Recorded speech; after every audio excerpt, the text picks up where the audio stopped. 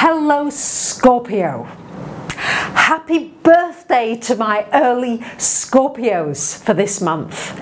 It's a very powerful month. We've got the eclipses happening on the 8th and the 23rd, and as if that wasn't enough, we've got Mercury going retrograde from the 5th to the 26th of this month. So let's look at where all this is happening in your life, because boy, Scorpios, you're going to be really affected by these eclipses. Let's start with the Mercury retrograde. Mercury retrograde going retrograde at 2 degrees of your sign, Scorpio. And it's happening in your first house, and then it retrogrades back a little bit into this 12th house. So what's this about for you? Well, this is going to be a time to reevaluate yourself, how you present yourself, how you want others to see you, how you want to look. It's very much a time to reevaluate that, how you want to appear, both in work and privately.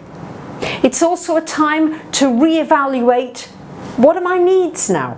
Has anything changed? Yeah, it's birthday time, and also coming up to birthday for many of you. So what is it that's different this year? What is it that I want that's different for this year? These are the things to be reflecting on. Obviously, the usual things go. Allow yourself a little bit more time. If you're getting to an appointment, there can be transportation delays, issues with transport. There can also be technology issues. So make sure you back everything up in double and triplicate. And just allow for possible miscommunications. Now, the advantages with this Mercury going into your 12th as well is that it's a wonderful time for meditating, for relaxing, for just taking some time out. You're a water sign. It's important that you tune in to the unseen vibrations. There's so much happening around us, and we're often just looking at the actual physical events.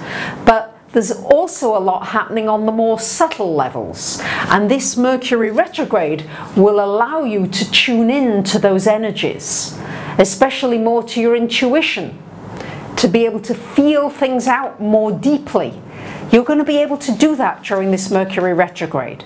It can, of course, in the 12th house bring an old love back into your life, or just somebody who you've not seen or been in contact with for ever such a long time can suddenly come back into your life at this time.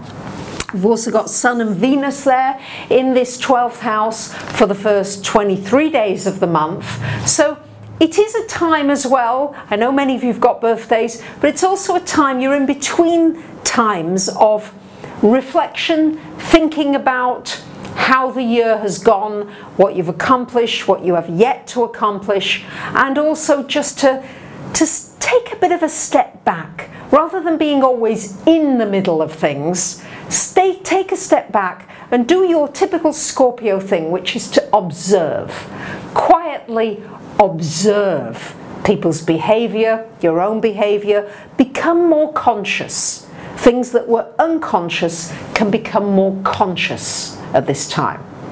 Now, on the 8th of this month, we've got a powerful full moon lunar eclipse at 15 degrees of Aries, and it's happening here in your 6th house. So lunar eclipses are always about completing things in one way or another. So it's a great time actually to give up a habit that's no longer serving you. So if you want, especially in the 6th house here of health, if you want to give up smoking or certain foods, this lunar eclipse may trigger you to have to do it. But if you do it of your own volition, then the lunar eclipse can be really good. Yes, remember that these eclipses last for 6 to 9 months afterwards.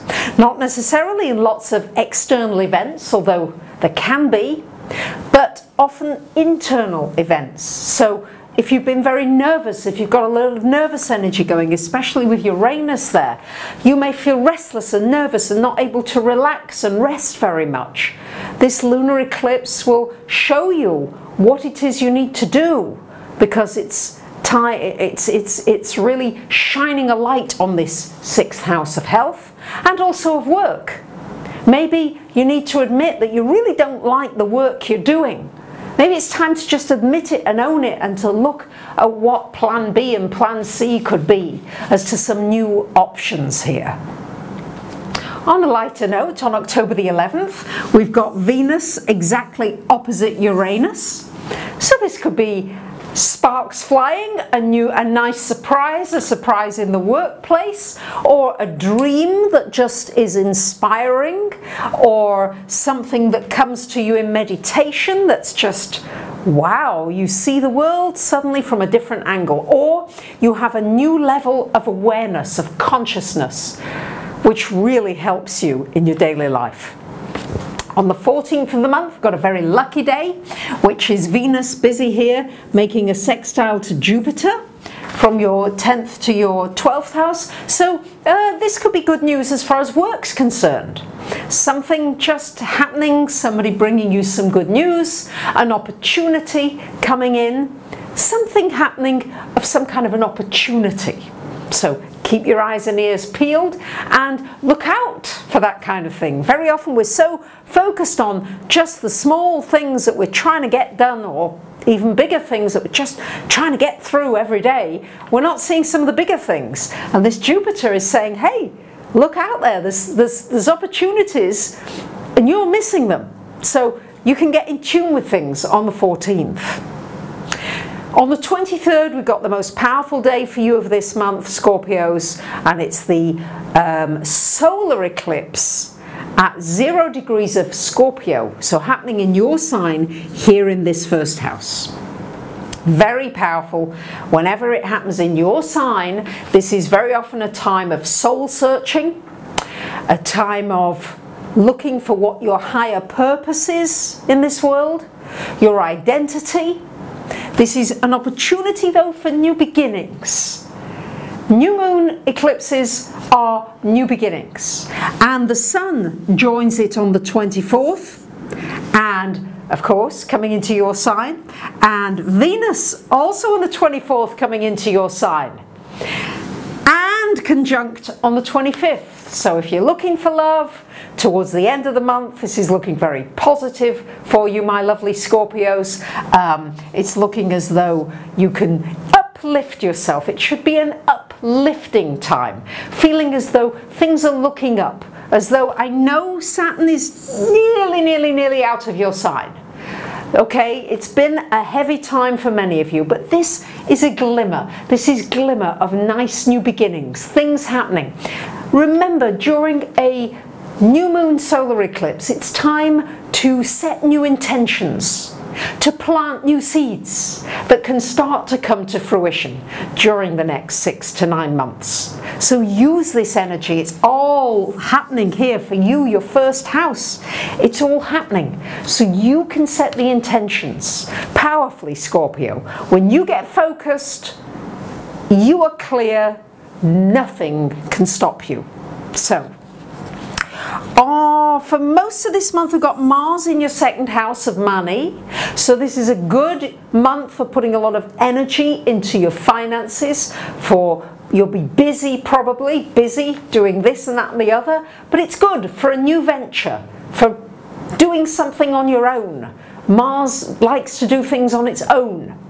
And then on the 27th of the month, this Mars goes into your 3rd house, joining Pluto here. So this is great time for learning something, studying something, for going on a short trip. You might feel restless and you say, well, I've just got to get away. Even just for a day or two, this Mars energy will push you out.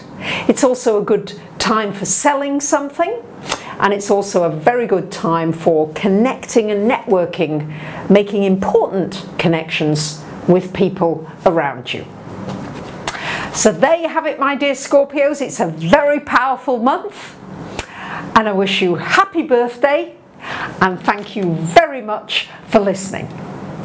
Bye for now.